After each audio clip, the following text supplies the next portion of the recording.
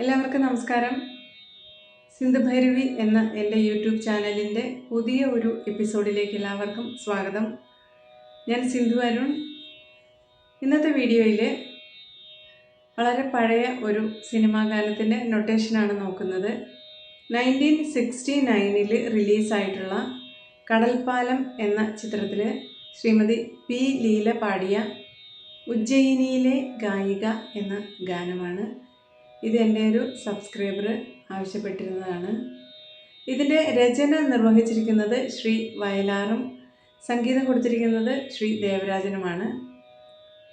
ഈ ഗാനം ബേസിക്കലി മോഹന രാഗത്തിലാണ് കമ്പോസ് ചെയ്തിരിക്കുന്നത്.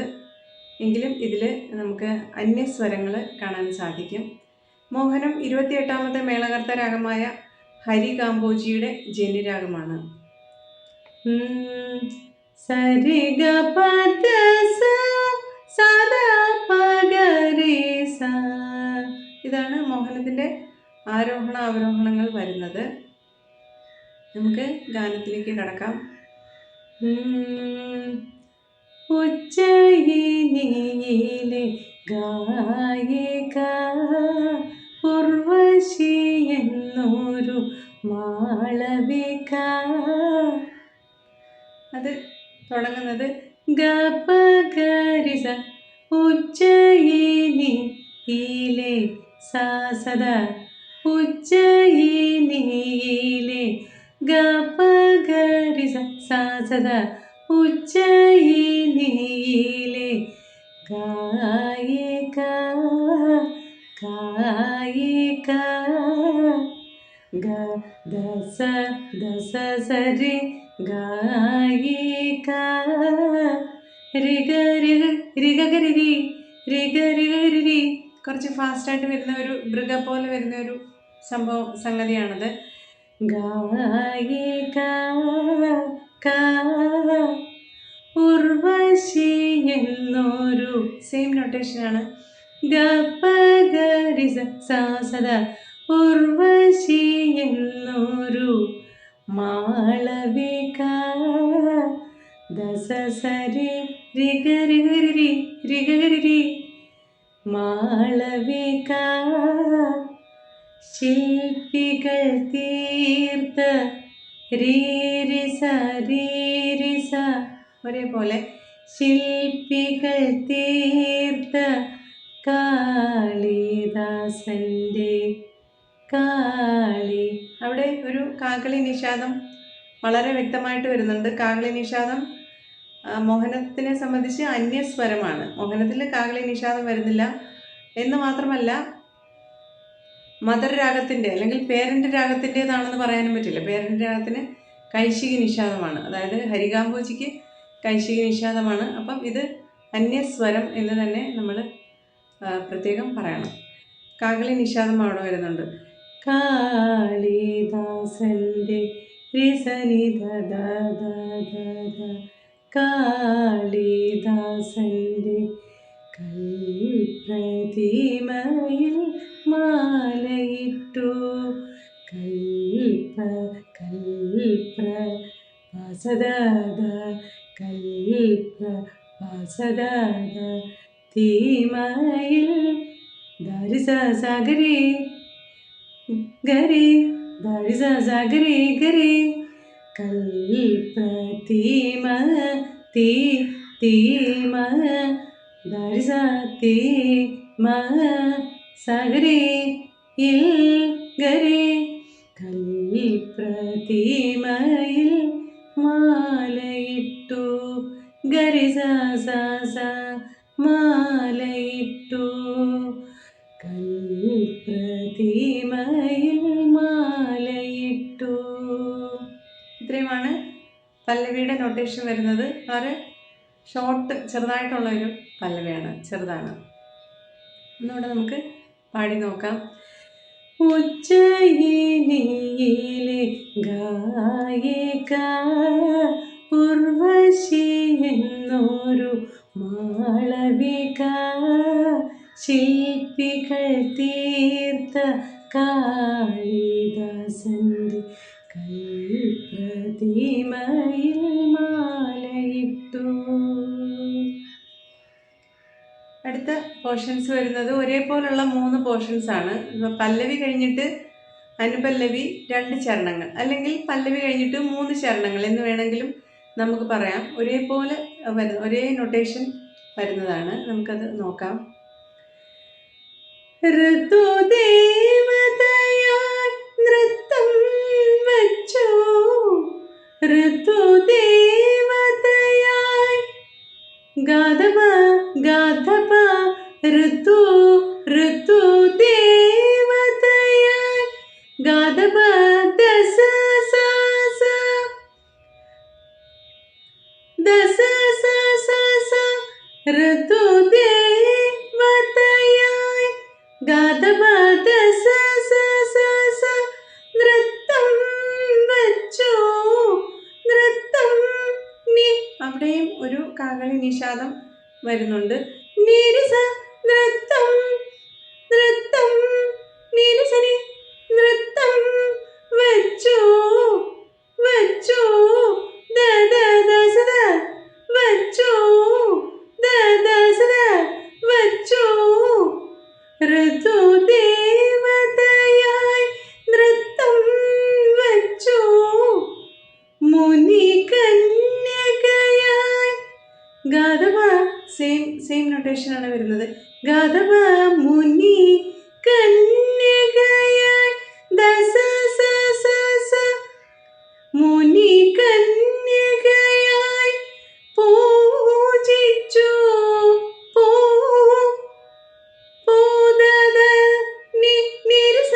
നിഷാദമാണ്. അവിടെയും നിഷാദം.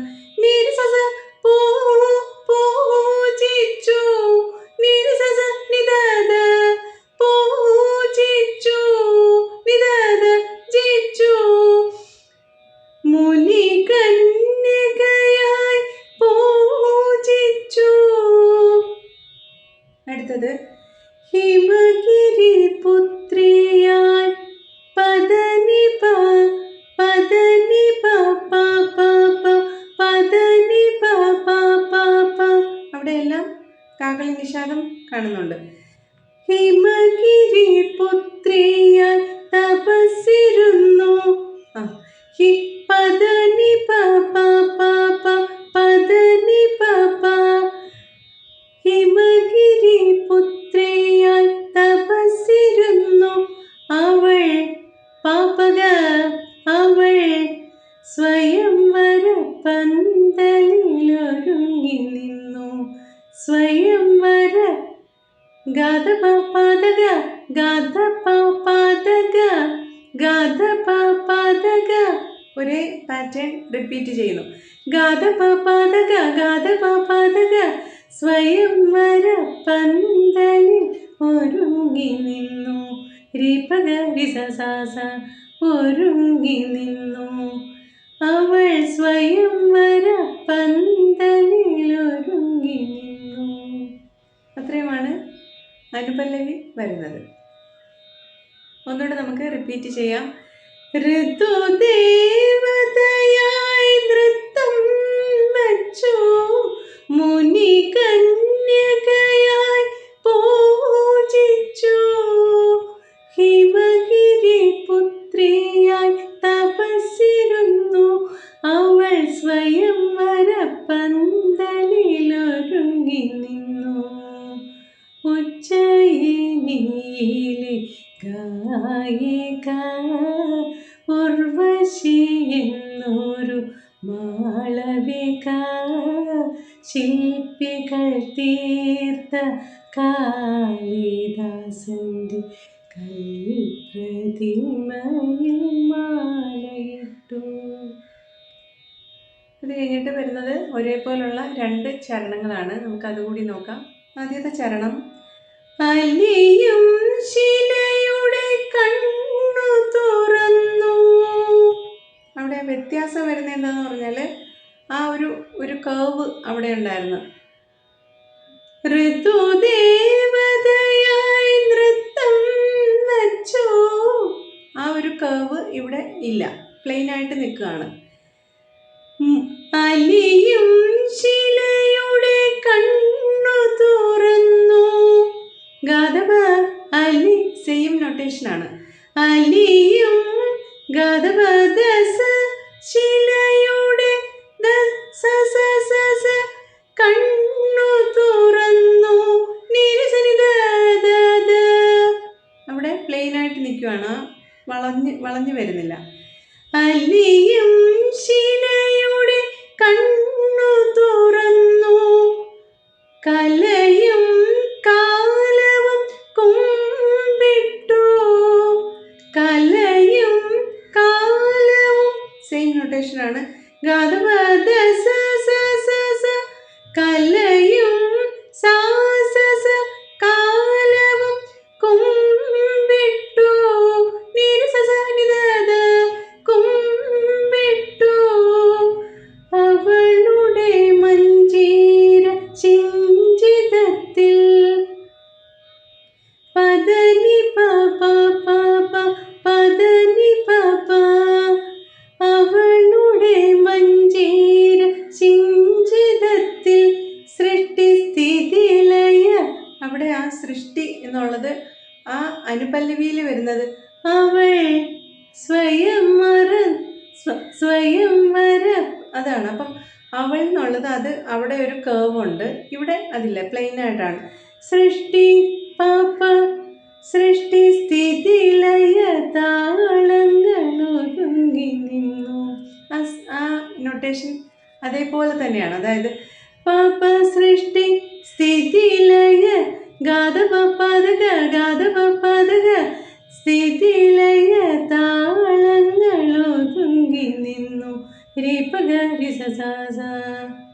അതേപോലെ തന്നെ ഒന്നുകൂടെ പാടി നോക്കാം. അലിയും ശിലയുടെ കണ്ണു തുറന്നു കലയും കാലവും കുമ്പിട്ടു. അവളുടെ മഞ്ചീര ചിഞ്ചിതത്തിൽ സൃഷ്ടി സ്ഥിതി ലയ താളങ്ങളൊരുങ്ങി നിന്നു ഉജ്ജയിനിയിലെ. അങ്ങനെ പല്ലവിയിലേക്ക് പോകും. അടുത്ത ചരണം കൂടി നോക്കാം. ഈ ചരണം അനുപല്ലവി എങ്ങനെയാണോ അതേപോലെയാണ് വരുന്നത്. ആ ഒരു കർവ് ഒന്ന് രണ്ടിടത്ത് വരുന്നത് അതേപോലെ തന്നെ വരും. യുഗകൽപ്പനയുടെ കല്ലിനു പോലും ആ ഋതുദേവതയായി നൃത്തം വച്ചു. ആ സംഭവം തന്നെ ഇതിനകത്ത് വരുന്നുണ്ട്. യുഗകൽപ്പനയുടെ കല്ലിനു പോലും സെയിം നൊട്ടേഷനാണ്, റിപ്പീറ്റ് ചെയ്യേണ്ട ആവശ്യമില്ലാന്ന് തോന്നുന്നു. ഗദപദസ യുഗകൽപ്പനയുടെ കല്ലിനു കല്ലിനു പോലും യുവഗായികയുടെ ഗദപദസ യുവഗായികയുടെ ദാഹങ്ങൾ